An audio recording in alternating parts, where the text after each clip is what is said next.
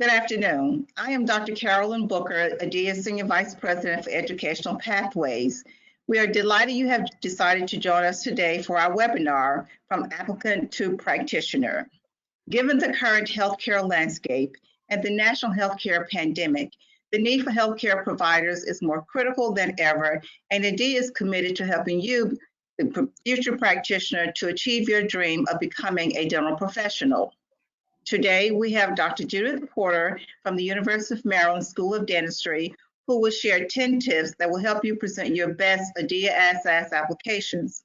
Dr. Dima Gunam and Michelle Thompson, our two dental practitioners, will share their personal journeys with you also, highlighting how some of the tips you will learn today will help you reach your goals.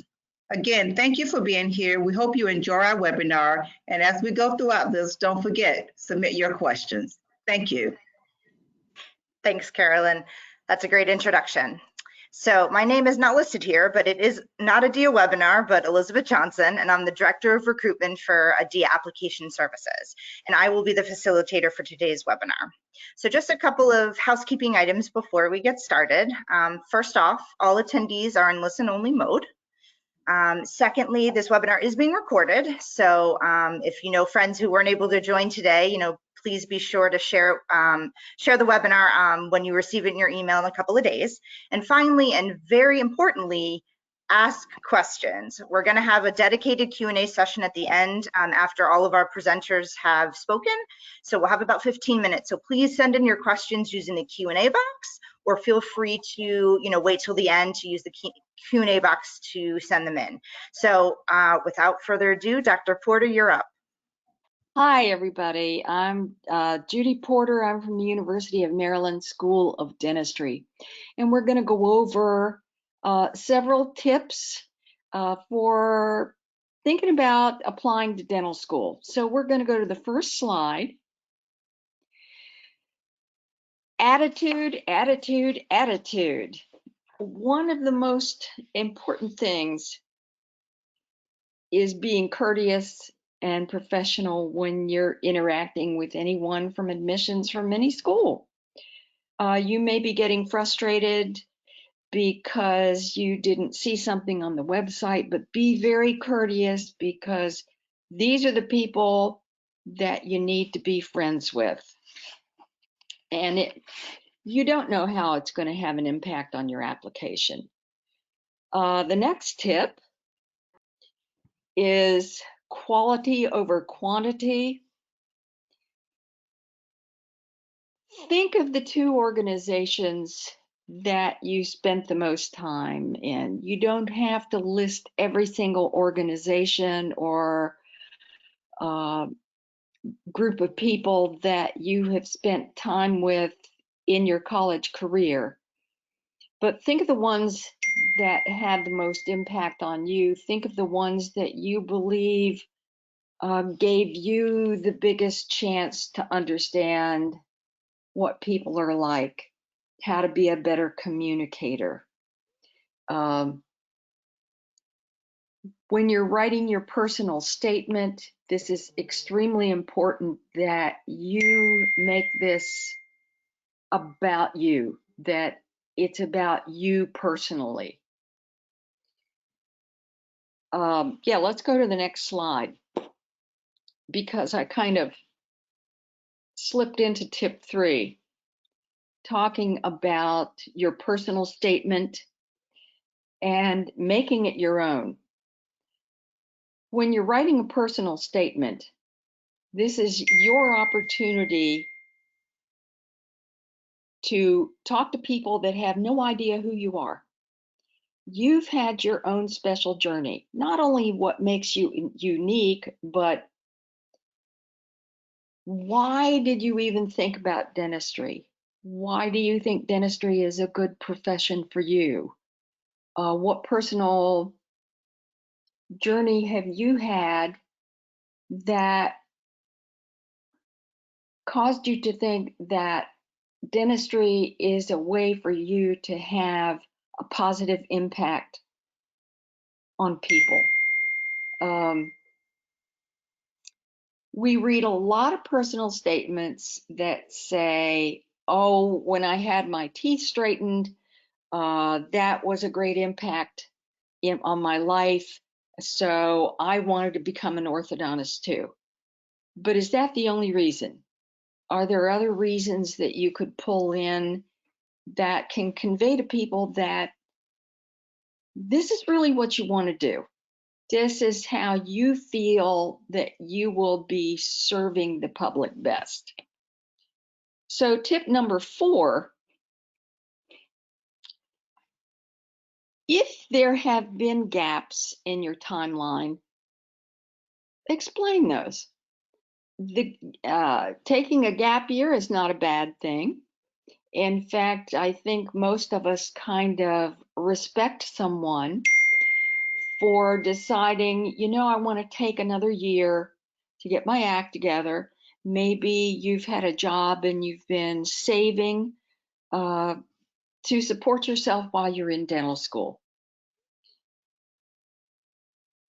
We just need to know what you've been doing for the past year. And most often, we like to see that somebody has in some way remained academically active. So tip number 5, we as an admissions staff, admissions team, want to see your real passion, your real personality. We want to get to know you, not only in your application, but in the interview process. Please don't tell us what you think we want to hear. We want to hear your opinions. What makes you tick? What do you value really outside of dentistry? Tip number 6 is coming up. Be conscious of your body language. We were just talking about this in our admissions team meeting this morning. Practice with a couple of people. Do some practice interviews so that you're not fidgeting, so that you don't give all the answers to all the questions in the first 5 minutes because you read what the questions were on Student Doctor Network. So you know what we're going to ask, and you just say them all at once. Give the interviewers a chance to ask the question. Portray your real person, your real personality. Do you have a passion for dentistry? And I can't tell you the number of times the interview teams have come back to do their wrap-up sessions with me at the end of the day, and they will say, I don't think this person has a real passion for dentistry. I think their family really wanted them to go into dentistry. Or they say they've done all these hours of shadowing, but they really don't know anything about the profession. So think about that. Think about being genuine, about being personable. And tip number 7, don't shy away from including your hobbies. Some of the fun things you do on the side. Like I said before, we want to get to know you. Someone whose passion is model building, or the person that comes in and says, you know, it really relaxes me to knit. I do a lot of knitting. Or someone else might be a member of a band. We like to see the things that you're passionate about and the things that make you you. And this is what makes you stand out from the rest of the applicants, the rest of the 2,000 or 3,000 applicants that you are competing with. So tip number 8, be mindful of the visual picture you're creating. Ensure that your social media pages are void of inappropriate content and images. You look at our social media pages, we look at yours. We may even hear, wow, you should see what this person talks about on social media. Don't forget, we're looking for compassionate caregivers. We are looking for people who are going to be empathetic, good communicators, wholesome people. So tip number 9, have several people read your personal statement. This is one of the most important things that you can do. So we read through your application, we look at your GPA, DAT scores, what kinds of things that you've been doing in the past 4 years, and your personal statement. I read a personal statement once that said, I've always wanted to go to pharmacy school because my pharmacist and I had a great relationship. Well, this isn't pharmacy school. Somebody didn't proof that letter before you sent it to a dental school. Poor grammar. Maybe you've written something you were really passionate about, but you wrote it so quickly that it doesn't come out well on paper. Have 2 or 3 people read it for you to make sure that it's clear, that it's concise, that's you give someone else the opportunity to say, is this what you were trying to say? Is this what you meant by this phrase?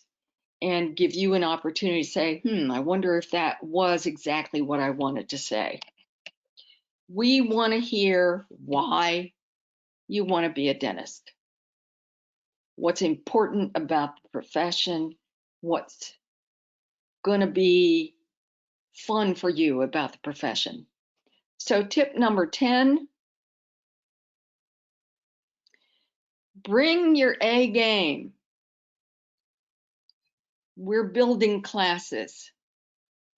There are lots of different ways to be competitive and a standout applicant. Your personality is the biggest thing.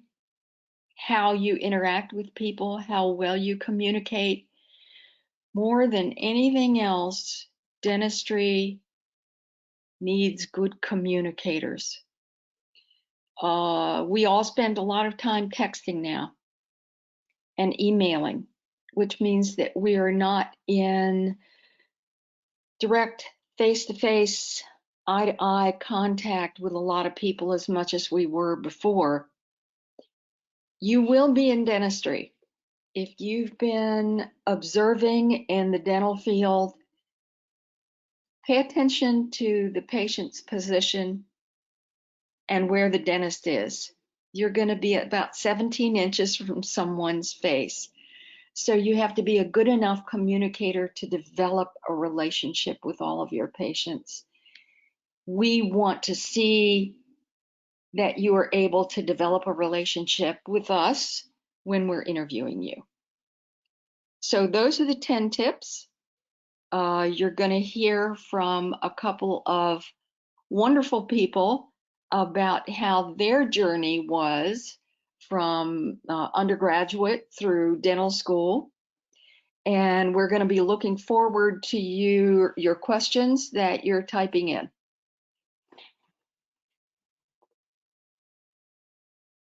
Thank you so much, Dr. Porter. Fascinating stuff, and I hope everyone was taking notes. So now our 2 distinguished guests will share their journey about becoming a dentist and discuss some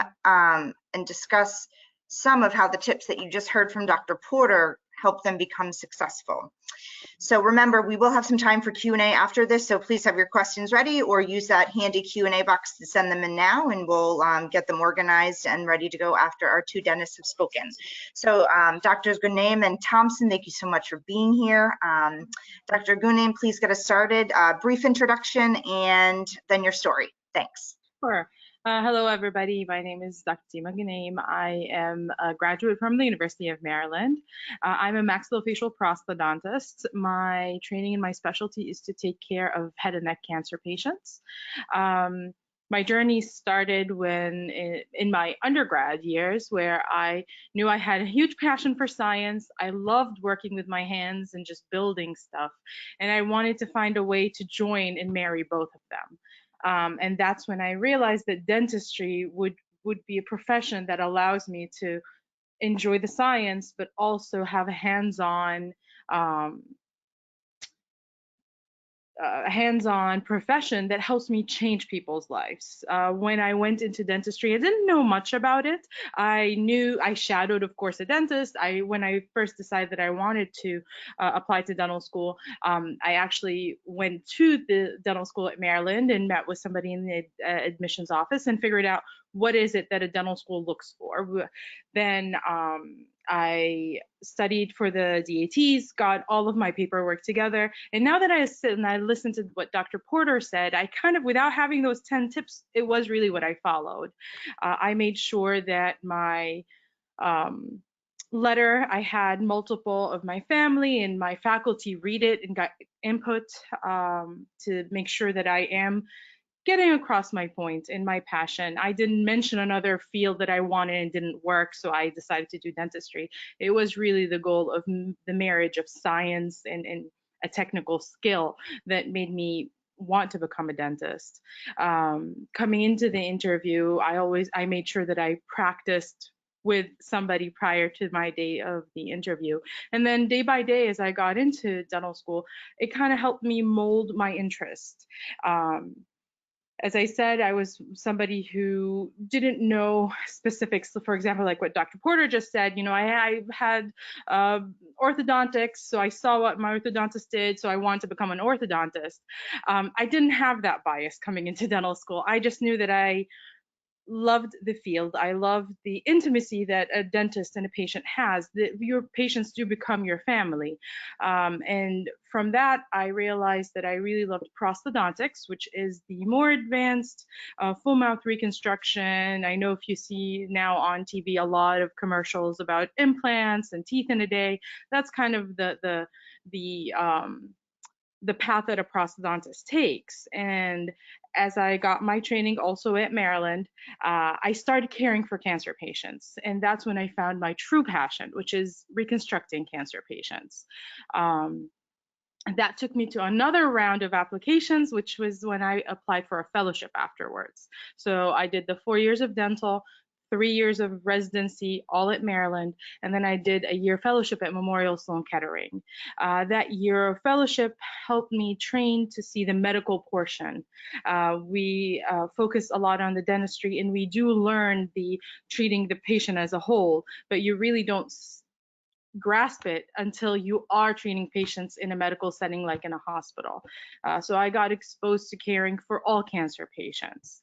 And that became my true passion. And I went back and now I work full-time at the University of Maryland, where I care and reconstruct cancer patients. I teach the future dental generations, our future dentists, in caring for cancer patients for pre-radiation and their pre-surgicals and even for reconstruction afterwards.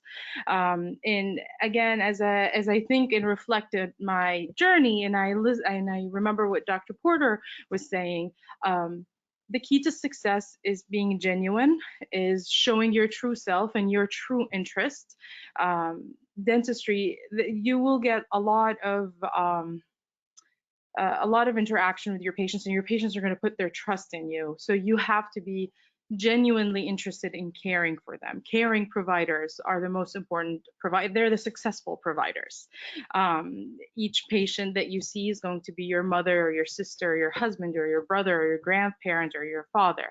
So treating them that way will give you the key to success. And when you go into interviewing and you go into talking to dental schools, showing them your genuine interest in helping people out and to having a profession that you know you can make a difference for those patients and that you can improve their quality of life. That's basically what's going to help you achieve your dream and get into dental school.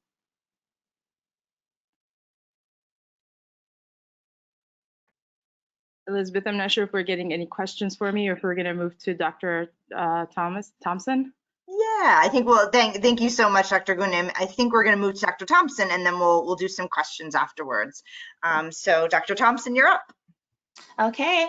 Well, hi, everybody. My name is Dr. Michelle Thompson. I am currently an assistant professor at the University of Texas at Houston School of Dentistry. I'm also the director of digital dentistry, so I can get into kind of how I got into that journey. But similar to Dr. Ganam, when I graduated, from college, I really, I knew 100% I wanted to get into dentistry, but getting to that point to applying and getting in was such a journey for me.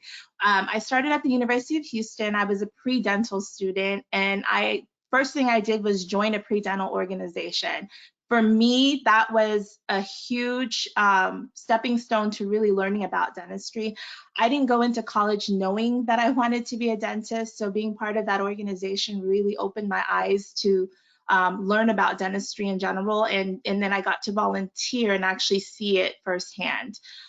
One of the things Dr. Porter talked to you guys about was, bringing your A game, making sure that, you stand out also in terms of being an applicant. And so being part of organized dentistry, being part of an organization can make you stand out, because there's only one you. And when you're applying, they're looking at, your personal statement on paper. So you're not right in front of them to tell them about you. So it's important that you include all that information. When I was in college, I got involved in the organization, and I started, getting into different leadership positions, and actually even became president of my pre-dental society. All of these things are great, but at the end of the day, you still got to have the grades. And I think that's something that, going back, every time when I go and talk to students, I tell them it's good to be really involved in a lot of different activities, but narrowing down your focus to the ones you're most passionate about so that you can focus on your academics is going to be key. I actually went to dental school out of state, so I'm from Houston. I decided to go out of state because I felt like I wanted an opportunity to just kind of discover myself and grow up and, be away from home. So I went to dental school at Howard University College of Dentistry in DC. So I'm a proud Howard alum. And I will tell you, it was the best experience of my life. I learned so much about myself. I learned so much about dentistry. I learned so much about leadership, and I took everything that I learned in college, everything in terms of the leadership, all the coursework, everything, and took it with me. And I was able to, get through dental school and do really well.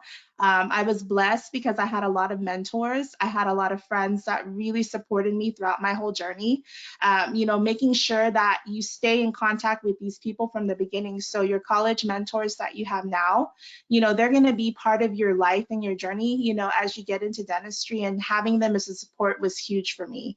While I was in dental school, I wasn't really sure what, type of dentist I wanted to be. And that's okay, because you have time to figure that out. All I knew was that I had an interest in helping maybe some of the population that really just don't have a lot of access to care. And in my case, I was talking more about like patients that are either like a special needs or have any kind of medical issue that they couldn't go to the regular dentist. I wanted to be that person that could treat them. So I decided to apply for a program when I graduated dental school, and I did a residency program where I learned about hospital dentistry. I learned how to treat patients with all sorts of disabilities, and that was such an amazing opportunity because I use that in my practice now every day.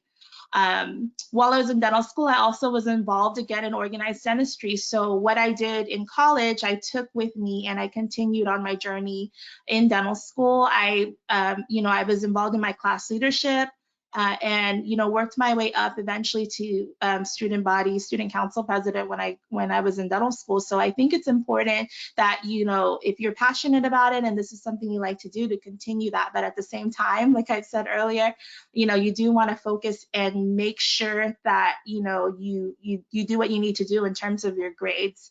I know that always comes up, but it's very important. And then of course when you're applying, to apply early, and that's going to be a huge benefit. Now, when I graduated dental school, I did my residency program here in Houston, and I had this burning desire to teach, and it didn't come until I had an opportunity to actually teach 3rd and 4th year dental students while I was a resident.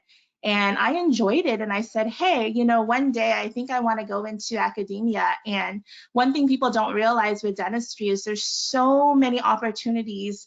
And, you know, private practice is one model, but there's so many other areas of dentistry that you can get into, and academia is one. And when I graduated from my residency, I decided to be a part-time faculty so that I could still practice outside 4 days a week. And then I went to the dental school 1 day a week, and I loved it. For the past year, this is completely new for me, I transitioned into academia full-time. I'm passionate about teaching, and I'm at the point in my career where now that I've pretty much figured out what I love to do the most, I found myself the perfect position to teach what I love to do, which is digital dentistry. Digital dentistry is basically any type of dentistry that can be created or fabricated digitally. What I mean is, like, you can have somebody come into your office and let's say their tooth broke, and you can actually use a computer and design a new crown for them on the computer and make them this crown the same day. Same thing with dentures, that sort of thing, and designing it. And you guys have heard a lot about 3D printing, all of that. So that's pretty much what I focus on now. But if I were to go back and thinking about my whole journey of how I got to where I am today, I think that the biggest thing for me is just to make sure when you apply that you show who you are, and not just who you are in terms of listing your activities, but who you are as a person. Because at the end of the day, you are one of thousands of people that apply for all of these schools. And the only way that you'll be able to stand out is by showing who you are as a person. So I think that's very important to remember. In your personal statement, one thing that I tell a lot of my mentees now is I tell them, read every paragraph and ask yourself, what does this say about me? And if it's so broad or so general, that's something that you're gonna have to go back and edit. And I think when I did my personal statement, I showed it to about 4 people. I probably went through about 20 drafts before I got to my final version, and that's okay. But you know, it got better and better, because really that's your story until you go in person and have an interview. If you get to the point where you have an interview, then you know everything else about you, you know, your attitude, the way you carry yourself, all of that they'll see. But on paper, they don't see any of that. They just see what's written on paper. But pretty much that's where I am today. And, you know, I think dentistry is probably one of the best fields to get into. You have time for a family, time for a life. I have a 2.5-year-old boy, and, you know, very happy with this career and the stability. So that's pretty much it for me. Great, thank you so much, Dr. Thompson.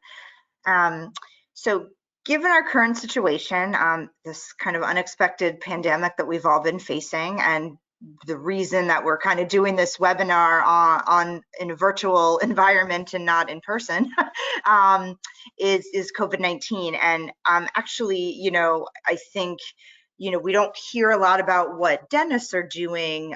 You know, we hear a lot about medical doctors and hospitals and nurses when they're all doing fantastic work. We don't hear a lot about maybe what dentists are doing, and we do have a kind of a unique opportunity here. Dr. Gunaim is actually doing some work, you know, in the hospital for COVID-19. So she said she'd be willing to kind of deviate from our script a little and talk a little bit about kind of what she's doing. So I'm going to hand the floor back to you for a couple of minutes. If you wouldn't mind talking, that'd be great. Thanks. Sure. So it's definitely, we're practicing in a different time. We are no longer doing any of our elective care. Being a maxillofacial prosthetics, I care for cancer patients. So all of their care is an emergent need. So we cannot defer their surgeries.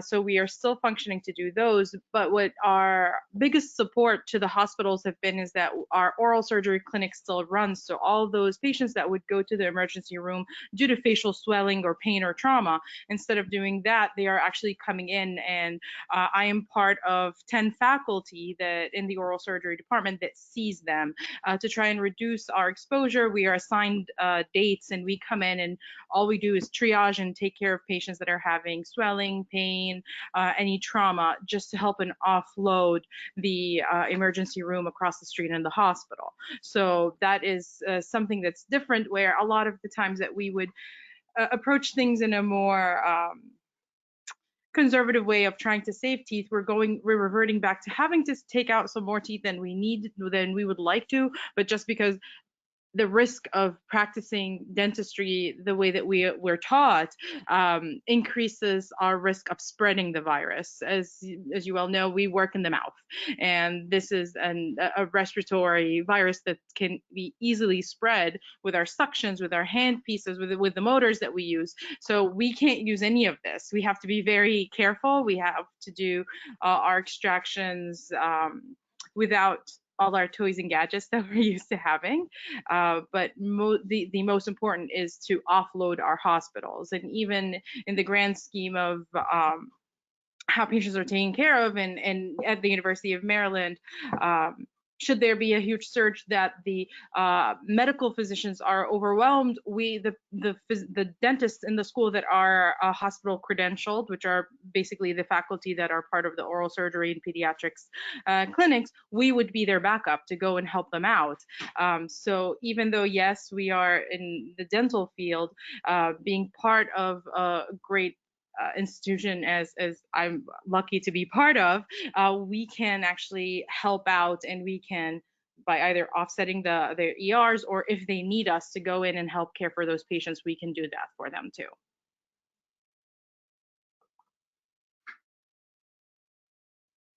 Great, thank you so much. I know that wasn't kind of part of the script, but yeah, but it's interesting, and it kind of shows that you go into dentistry thinking to do one thing, and then once you do get into dentistry, it's one of those professions where there's no limit to what you can do. I went in thinking that I went in not knowing much and thinking just doing the conventional dentistry, which I love, is all I want to do. But then as I got exposed to different specialties and different aspects of it, it kind of sparked my interest, and I started doing more and more. And as I said, it started with, I did dentistry at the University of Maryland, then I did the postgraduate 3 years for prosthodontics, which helps me do those full mouth reconstructions and all of these bigger cases. But then going into maxillofacial prosthetics, I'm able to make eyes and ears and other prostheses that other people would say, wait, what? A dentist makes them? Yes, yeah. Because the materials that we use to make these prosthetics are the dental materials that we use to make dentures and crowns and all of that. So I feel like this is one profession that's limitless in what you can do with it.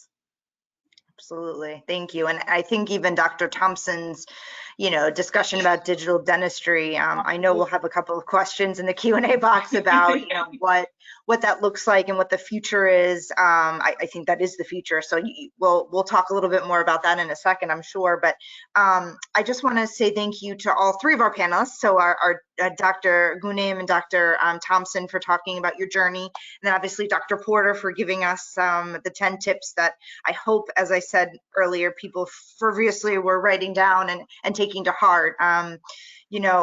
This is a trying time, and I'm so thankful that we have the technology in place to be able to do something like this and be able to share these wonderful stories and tips with everyone who's in attendance today. So thank you.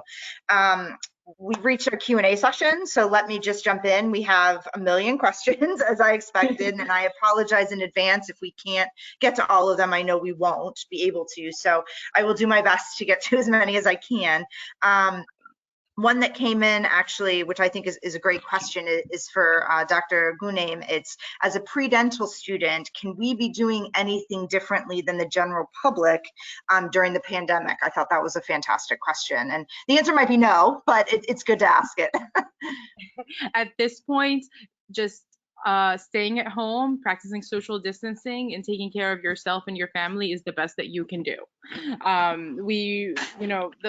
listening to our physicians and those at the front line is going to be the best way that you can contribute. Don't add to the problem, but really follow what they're telling us. It is something, it's a new beast we don't know much about, that we're trying to kind of manage, and following what the medical professionals and those at the front lines are telling us are going to be the best thing that you can do. Yep, absolutely. Well, another thing that they can be doing is practicing hand skills. This is the perfect time for you to be developing dexterity. When the question about dexterity is asked, we hear so much from students like, oh yeah, I play golf, I'm the captain of the baseball team. That's eye-hand coordination. Mm-hmm.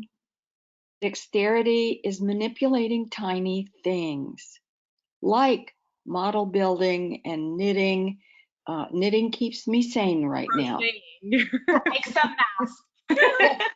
Sanity. Yes, absolutely. They could also be working on their application. This is probably a good time to get that together. Coming up to that time, so yes, stay busy. And yeah, I mean, as Dr. Porter mentioned, you want to take your time, have people read it a few times, and this is a good chance to do that. Thank you very much. Another question that came in, and this is probably for Dr. Porter really, is should you include all of your shadowing experience or just really focus on quality versus quantity? We're going to ask you how many, I don't know how that happened there. That's okay. We're going to be asking you how many hours you have shadowed. I don't think the application has room for you to put all of them down. Maybe your two most important experiences shadowing. And then we're going to wonder during the interview if you learned anything from that. Great. So another question in the box. How do you, and this is to either of our it could be all three of you actually, you're all dentists. How do you handle dental burnout? I think this is a question that we get all of the time, at least on the webinars that I conduct in some form or another. You know, how do you handle that? And I especially think that's relevant for Dr. Gunem now, given that you're actively working during the pandemic in a hospital setting. So all three of you, please, I think you all have three different angles and it would be very interesting to hear it. So Dr. Gunem, why don't we start with you?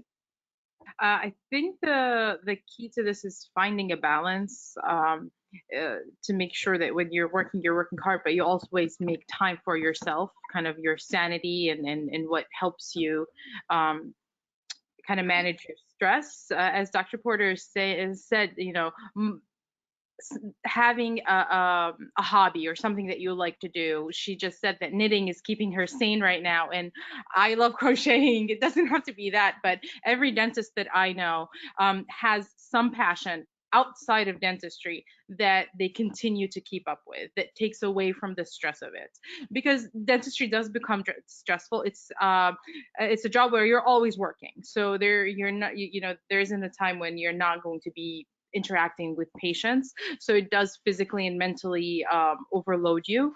But if you find something that kind of, first, having good time management so that when you're working, and then you have dedicated time for yourself and your family, and having a passion outside of it, something that you enjoy doing. Yep, great. Dr. Thompson? Yeah, so piggybacking off of what Dr. Gunem said, I mean, finding that time for you is going to be key to anything, you know, related to stress. For me, I have what we call mommy time, and then we have baby and me time. So when I'm at work, you know, obviously, you know, I'm 100% focused on my patients, doing everything I need to do. When I'm teaching, same thing to my students. But when I go home, the one rule in my house is we're not going to talk about dentistry all night. And my husband's an endodontist, so we don't talk about root all night. You know? So when we go home, we take our time to just enjoy. And you know, having a 2-year-old and, you know, wanting to watch him grow and be part of his life, you know, most of my time right now is all baby and me time. But I will say, I always find a point in my week that's me time. And this might not be their hobby, but mine's probably a lot of television, Netflix, movies, things like that. You know, when my son is asleep, I have those couple of hours that are just for me. Nobody bothers me. I have the couch, the TV, and myself. And that's a huge, you know, reliever of stress for me. And then I love to listen to music. Music is just one of my passions, and cooking as well. So those are kind of my three things. But outside of that, it's really just being a mommy and enjoying life and not talking about dentistry when I'm not, you know, in the dental office or at work. So We can all appreciate that, right? Not talking about work all the time. So very good. And Dr. Porter, how about you? I've had a little bit more time to work on this. I'm older, can you tell? Dr. Ghanem is my dentist. What? I was your student too. Your brain needs to slip into neutral at least once a day. Yeah. We've been talking about some creative things to do. Ways, when you think about it, when you know about some neurology, a way for your mind to slip away from math science to the other side of your brain, where you can play a little bit, where you can be creative, where you can slip into the story of something on Netflix. And achieving balance, like Dr. Ghanem said, is so important. Don't give up the things that you've already developed a passion for. You need family time. I have a 5-year-old grandson that I read to on Messenger at night. We need to spend time with the people that are important to us. Thank you. And I think that's obviously more relevant than ever given the current situation, and finding creative ways to do that has been very interesting, certainly in my own life too. So thank you. Kind of given the current situation, COVID-19, one question, and I think this is more for Dr. Porter, is, you know, what's your recommendation in your personal statement to talk about the challenges that COVID-19 have brought, you know, in their journey to becoming a dental student? Is that something you should address in the personal statement? You can address that in the personal statement, but what I'd rather hear is what you've learned about yourself during these challenges. What kinds of creative things have you learned that have helped you get through this? You know, we are in bizarre times. I was just telling someone today that it's kind of hard for me to wrap my little pea brain around the fact that it's not just here. The Earth, the globe, is doing this. And what have you learned from it? I've learned how important my friendships are, my family. I hate talking on the phone, but I've been doing it because other people need it. People are baking bread. People are baking. People are making soup. People are learning or getting back to skills that maybe that people in World War II were doing. You know, you place an order at the store, you might not get it all. So I do want to hear something about the challenges, but I want to hear how you have managed the challenges in creative ways. Great, thank you. Another question, of course, kind of around COVID-19, not surprising. And so we already kind of briefly touched upon this, but, you know, obviously, you know, with shadowing not an option right now, and this is probably for, you know, applicants who are thinking about applying in the next cycle, not the upcoming cycle, but what are some of the other things they could be doing outside of, we talked about manual dexterity, so are there other things that prospective applicants could be doing just to make sure they're kind of keeping up with dentistry, in a time where you can't have that, in the office shadowing experience? I mean, this is open to anybody. Dr. Porter, probably it makes sense for you to at least be the first person to answer the question, if you have any thoughts on it. I think I'd do some reading.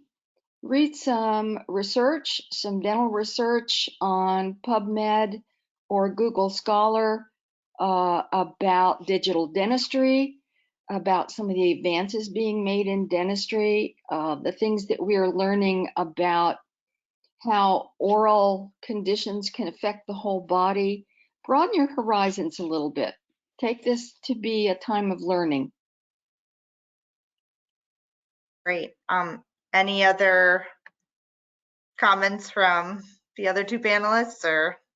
I agree with Dr. Porter, just kind of immersing yourself and trying to see more about dentistry and what's, Dr. Porter's correct. Digital dentistry is the big thing now for us, and its effect with implant placement and even facial prosthetics.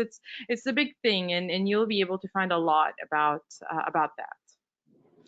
And the other thing I just want to mention is, like, if you have a dentist mentor, with the times being a little slow, this is probably a good time to have like these virtual conferences, virtually talk to them about great idea. dentistry in general, and then maybe some advice for applying, because a lot of us are at home right now that are not on the front lines. And so this is a good time to reach out to your mentor, and take that time and do it.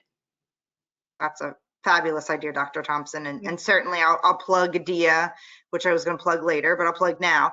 We're trying to host, many virtual events now. We have a virtual event coming up on May 19th. I'll remind everyone again about that. So I think there are a lot of virtual opportunities, and obviously dentistry related, you want to find those, but even going back to that work-life balance, find virtual opportunities that make you happy, period, whether it's meditation or learning a new language or taking a virtual cooking class. I mean, this is the time to do it. I mean, this is really an unprecedented opportunity to kind of do some of that stuff. So anyway, that's my personal plug.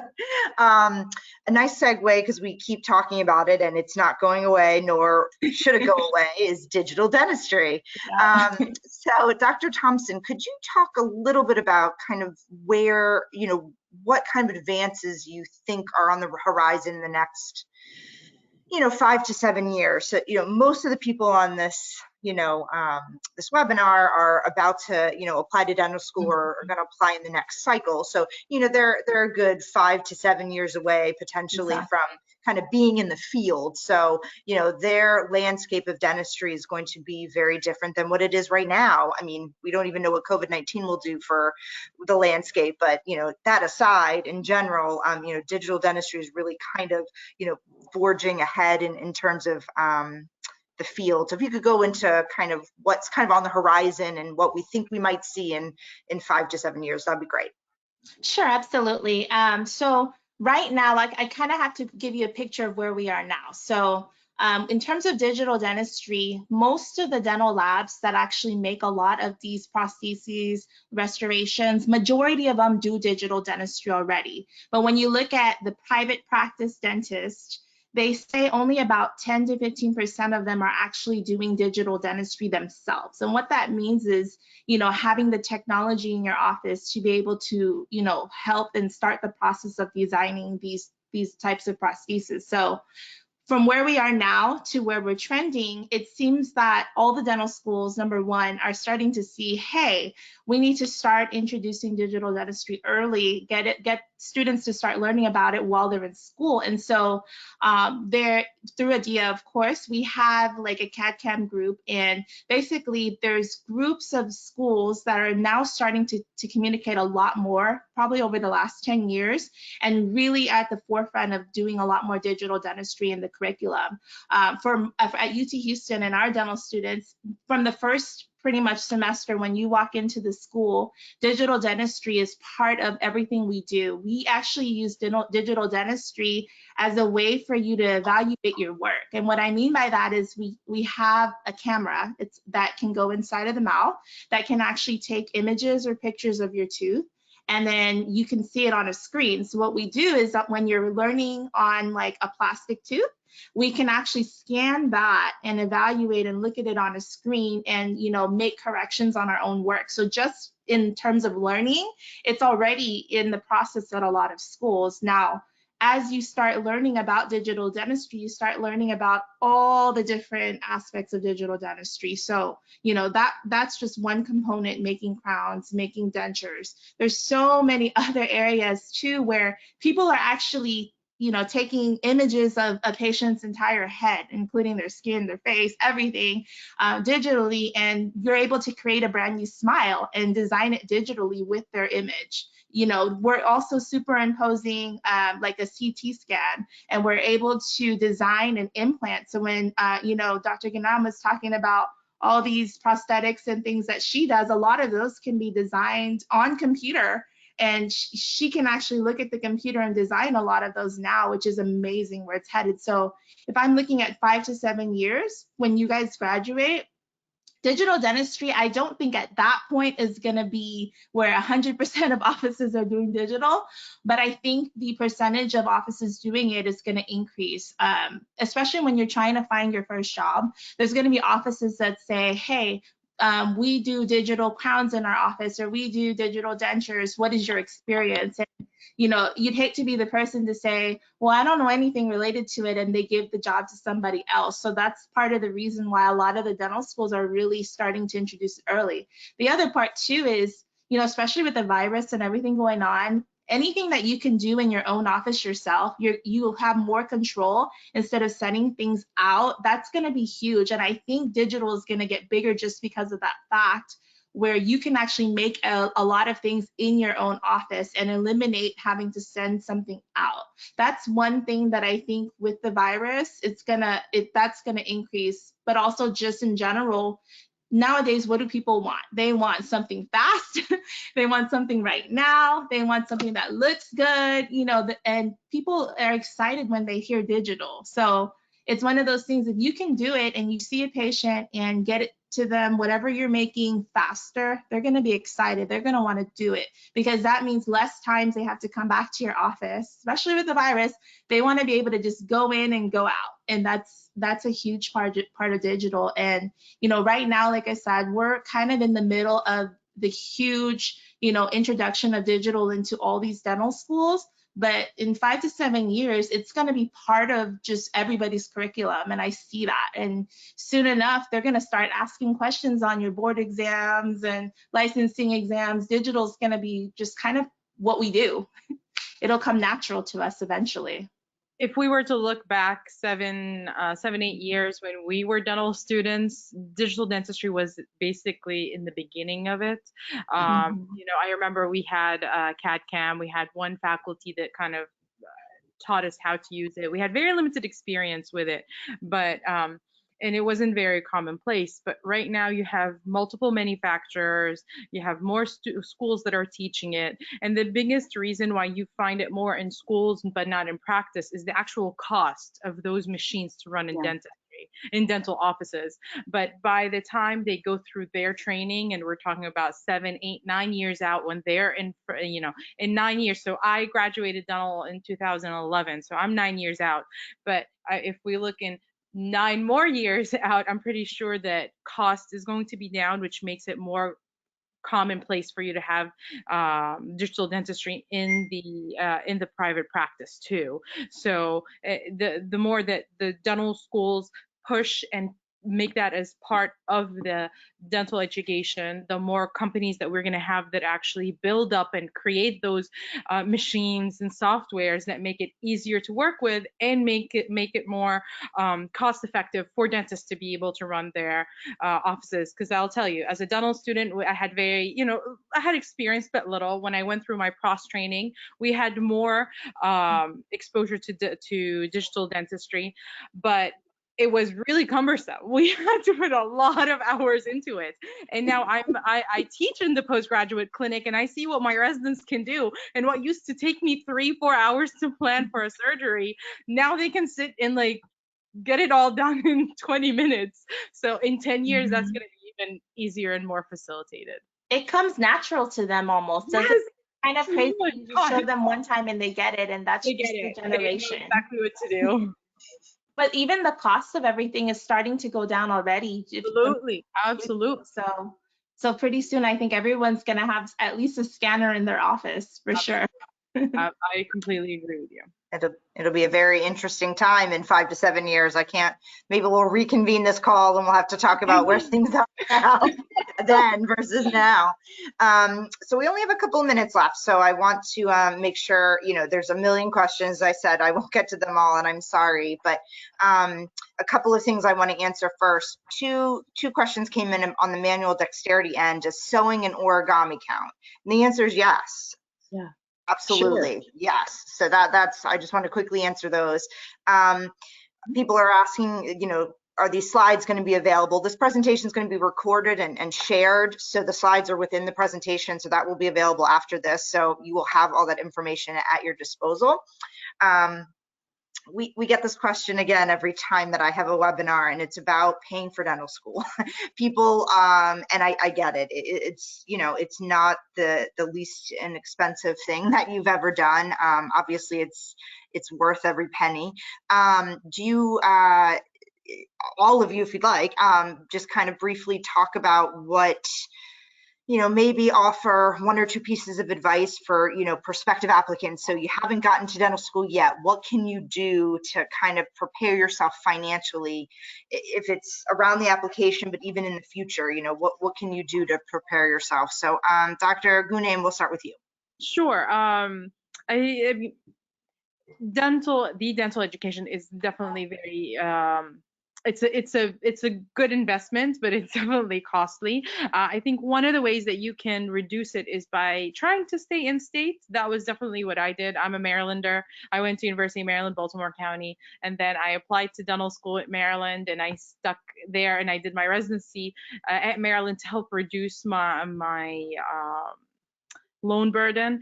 But even afterwards, there are programs that you can be part of to help you reduce your loans by either joining one of the practicing in one of the areas that doesn't have a lot of dentists, so that it's kind of like a public service loan forgiveness programs that will help you pay off this debt by working and serving the underserved areas, which I think kind of it's pretty rewarding in itself, and it helps a lot.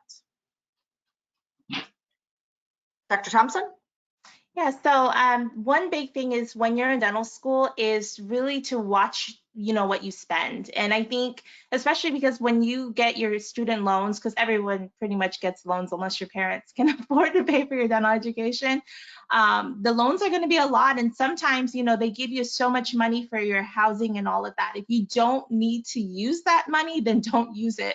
You can accumulate, the better. And just like Dr. Gunaim said, in-state's great, but if you have to go to private school or, obviously you want to go wherever you get accepted. But if you have the blessing to have been accepted to more than one school, then I would go with the cheaper school, just in general. Because no matter, where you go, you're going to, of course, we want you to stay in this country would be the best thing. So you can become a dentist here. But, cost is a big thing. And then also look at cost of living, when you're looking at locations. Can you afford to live in that part of, the country? Or, do you have plans? Also, if you have family that you're bringing with you, are you already married, have a child? Is someone going to be working? So if you have a spouse, maybe they can start help paying off some of your loans while you're in school. But it just kind of depends where you're at. And, right now I would say minimize, and save as much as you can on the side, because anything you can use towards living later is going to help you. Anything you don't have to take loans for would be great. Absolutely. Dr. Porter, anything to add from your side? I echo what Dr. Thompson said about being careful of spending. Don't use it if you don't have to use it. This is not a time to be taking vacations out of the country. And it's great to seek education at the least expensive school, but I think what's more important is to make sure that you choose a school that you think fits you. And that's a lovely segue into what I'm going to plug. Well, first, let me just say thank you all very much for your time. I know it's kind of a hectic world we live in right now, so I appreciate you carving out some time today to talk to prospective applicants about your journey, and obviously Dr. Porter about sharing the tips. So thank you very much. You know, we had some great questions. As I mentioned, we didn't get to all of them, so I apologize. And I want to give a shout out to Miss Shantae James in the background, who was sending me lots of questions and trying to filter through them the best she could. So thank you. And Dr. Booker, who had to leave us, thank you for that introduction. You'll see on the screen there the ADEA GoDental Virtual Fair. It's coming up May 19th. So, you know, we are having this webinar because our in-person event got canceled. So please, please, please, you know, it's a free event. It's from 2 to 9 p.m. on the Tuesday the 19th. Dr. Porter will be there representing UMD, and there'll be over 60 dental schools. So I really encourage you to come for some or all of it. It's a really fabulous event, and you can ask some of those questions, especially the fit question. I mean, that's really what we're promoting at this event, is finding the right fit for you. Don't apply to a school that's not the right fit. I mean, money matters, of course, but you know, don't apply to a school you're not going to go to. You're spending 4 years there. It's like another college, you know, experience. So make sure you find the right fit across the board. So you have that chance to ask the schools those questions about their programs and find out what schools are right for you. So that is my plug. You can find out more information on ADEA.org/GDVF20. We also have a lot of other free events over the course of the year. So ADEA.org/GoDental. Thank you everyone for joining us. We'll have more events in the future. So please always reach out if you have questions. ADEA GoDental is a great resource, and we always love to hear from you. Thank you again, everyone. Have a great day and take care. Take care. Bye. Bye.